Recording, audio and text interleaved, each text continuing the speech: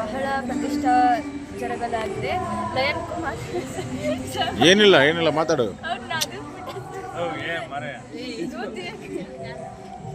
ನೀ ಮಾತಾಡಮ್ಮ. ಜರಗಕ್ಕದು ತೆಲುಗು ಓದಿ. ಕರ್ನಾಟಕ ಸಾಹಿತ್ಯ ಮತ್ತು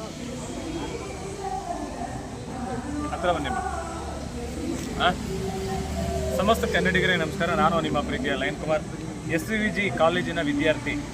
ಇವರು ಅತಿ ಹೆಚ್ಚು ಅಂಕವನ್ನು ಪಡೆದಿದ್ದಾರೆ PUCಯಲ್ಲಿ.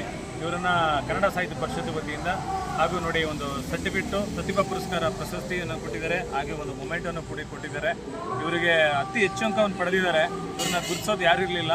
ನನ್ನ ಒಂದು ಇನ್ಫ್ಲುಯೆನ್ಸ್ ಅಂತಲೇ ಹೇಳ್ಬೋದು. ಹಾಗೂ ನಮ್ಮ ಎಲ್ಲ ಕಾಲೇಜಿನ ಪ್ರಿನ್ಸಿಪಲ್ ಅವರು ಕೂಡ ನಮ್ಮನ್ನು ಕೇಳಿಕೊಂಡು ನಮ್ಮ ಕಾಲೇಜಲ್ಲಿ ಅತಿ ಹೆಚ್ಚು ಅಂಕವನ್ನು ಪಡೆದಿದ್ದಾರೆ.